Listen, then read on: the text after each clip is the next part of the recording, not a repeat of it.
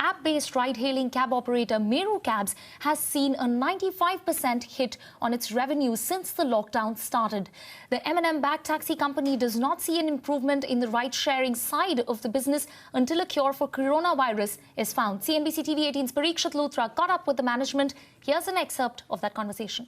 What has been the impact of COVID-19 lockdown on ride-hailing services? We're joined by Neeraj Gupta, founder and CEO, Meru Mobility Tech Private Limited. Mr. Gupta, thank you for joining us.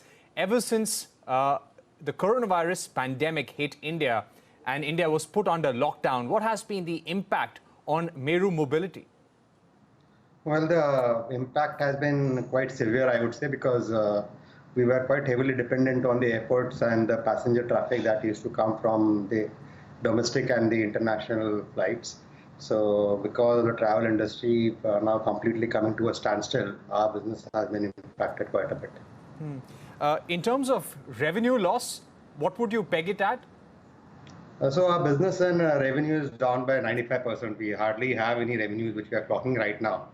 But that is, I would think, is what we would have expected to happen looking at the notification that is issued by the government to stop the services completely. And what is the impact that you foresee in the coming months, considering that several states have extended this lockdown period, and even once this lockdown is lifted, it will take a while for normalcy to return? Yeah, very much. I would think that the travel industry and the mobility industry would see the impact for a longer time. Specifically, so to say, the ride sharing being an area where people would try to avoid any kind of sharing with co-passengers. Till we see some sight of cure coming up or some treatment being available, I think people are going to be extremely cautious when it comes to ride sharing or using some mobility services. How are you trying to keep afloat during this lockdown period? So we have been talking to a lot of companies which are into essential services, emergency services. So we have tied up with banks. We have tied up with some food consolidators who have been providing doorstep delivery. So we have been trying to do our bit by providing the services at a bare minimum cost. We have also been giving some services to the hospitals that have got in touch with us. Also some needy people who wanted to travel for some maybe emergency situation, like we have a lot of requests coming from people wanting to visit hospitals. So wherever we think we could actually reach out and provide the service, we have been doing that. But I would not say that it's really making a significant impact on our revenues per se. Have you lost out on driver partners as well?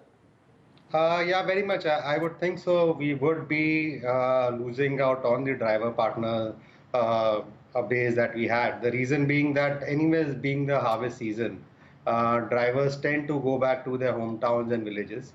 And we expect a shortage of drivers during this season, typically during the months of April, May and June. And now back with the impact of COVID-19, drivers who have gone back or probably who are trying to go back, I doubt that large numbers will come back. I think there will be at least 30 to 40% drop in the driver availability, even post-lockdown. Do you feel continuity of operations would become difficult if this lockdown goes on for a longer period? Are you expecting some concessions from the government? Would you hope that the government would intervene and allow these cab-hailing services to operate? Well, I would not want to say that, we want to operate in a scenario like this. Anyways, there wouldn't be any demand because of the lockdown situation. So even if the government allows us to operate, I don't think so there is anything much that we can do right now. But post-lockdown, I think 2-3 initiatives excuse me, that the government can take is one is that see how much of flexibility they can show or bring out a uniform policy when it comes to giving some kind of relief as far as the bank loans are concerned for the drivers. Secondly, I would also think that ride sharing, as I said earlier, would be impacted. But the business would take time to pick up because the drivers are not going to be available. The drivers who are going to be there in the system will expect a premium. and people will be reluctant to pay a premium. So there is going to be a bit of mismatch and a demand supply gap. And I think it's going to be some time before things get normalized. And my final set of questions, is Meru expecting a total stop to shared mobility in the coming months? Do you think that would be a complete no-no? I don't think so. It's going to be a total stop. It's individual. Every individual is different, and every individual behaves and thinks differently. But I would think there will be a significant drop in the demand for ride sharing. People are going to avoid ride sharing. Let it be buses, let it be trains, or let it be cabs. So there would be more demand for individual cab services. For autos, I think autos are going to really flourish now. They are going to see a lot of boom in their demand, in their business. But ride sharing and anything which is going to be shared, people are going to be skeptical and cautious to use, at least for some time.